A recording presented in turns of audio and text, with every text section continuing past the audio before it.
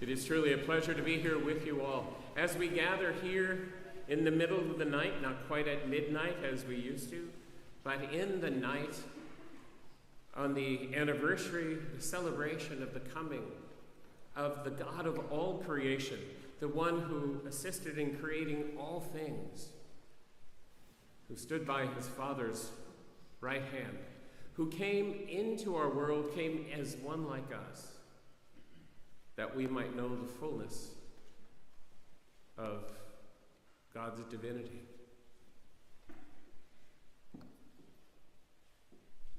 A few weeks ago, I was on Grafton Street, and I saw a group of lads, you know, the kind of modified Peaky Blinders haircut, tracksuits, puffy coats, really nice sneakers, trainers. But things were a little different. I was indulging in one of my favorite personal indulgences, a hot apple pie from McDonald's. And I was in the front part of the McDonald's right on Lower Grafton. And these guys were sitting around, no longer hanging outside of pubs, but pushing prams. They all had babies. And it was delightful to see. Some of them clearly had been big brothers. They knew what they were doing. And there were 4 or 5 of them, and the whole store was clogged with prams. And as one of them was throwing away some of his rubbish, his trash, I looked at him and said, "Things are a little different, huh?" And he said, "They are now." I said, "Is it good?" And he said, "It's very good." There is something that is very good about the coming of a child. There is something about an infant, small, without any defenses beyond crying, some skinny little bags of bones, others just puffy Michelin men.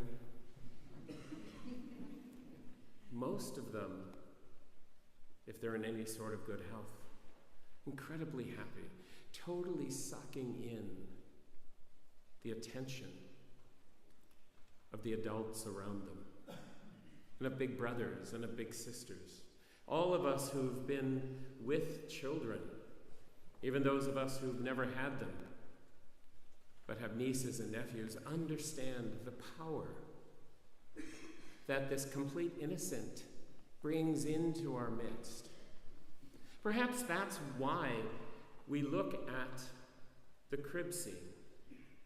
We look at the infant lying in a manger, in a feed box, in a feeding trough, and see not only his poverty, and not only, if one's ever given birth in difficult situations, understanding this was not a great thing, but seeing, no matter how cold or how difficult or how distant from where they lived this couple found themselves, we see in the scene the joy of new birth and the hope that comes with it. In fact, this Advent coming into Christmas, I have thought more and more and more about how the themes that we first encountered at the solemnity of Christ the King just before Advent, and the things of Advent flow completely into the themes of Christmas.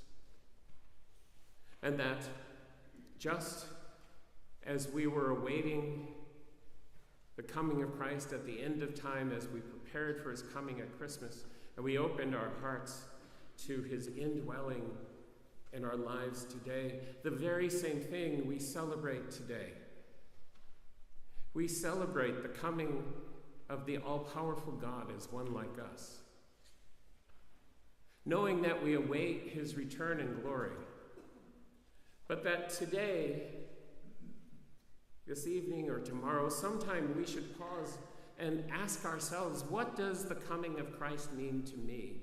Not simply 2,000 years ago, of the coming of Christ now, for what we encounter in Mary, what we experience in her experience in the story we tell, is the very same thing each and every one of us must encounter. For Mary was asked by God to bear God's Son, and she said yes. Each and every one of us in our baptism have been put into the path of regeneration, entering into Christ's suffering and death so we could come back new and part of Christ. And we know that that same question that was asked Mary is a question that's asked of each and every one of us. Will you bear Christ? And with our yes comes a period of gestation, a period where we have to think about and consider what that might mean for us. And it looks very different when we're studying it in 6th class and first year than it does as an adult, where it hits us time and time again. What does it mean for me to be carrying Christ? How is it in my life, and where in my heart, and where in my work must I allow this new life to grow? And there are points in our lives where we give birth, just like Mary did, where this new reality, this renewed reality sometimes, must come forth from us. And sometimes it is in challenging injustice, or speaking against unkindness at work, or picking up after our own children time and time again, while helping them to see the need to reach out and help others. Whatever it might be, it comes forth. And then, like Mary and Joseph, we have to raise this new being that was part of us into adulthood. We have to take the crying, totally dependent baby and help this new life to grow wings, to move. Many of us wonder, as we look at the elders in our community, how they became so holy. Well, it took work. It took time. It took letting go of ego. It took allowing the new life that God gave us to grow. Today we celebrate the coming of Christ as an infant. We know from our own experiences of dealing with babies the joy and the hope that comes in that birth. We also know that from raising children and being a child ourselves at some point in our lives, that there's growth. And today, as we approach the altar, let us ask God to bring us to the next stage. Help us to give birth to Christ in our world, if that's where we are.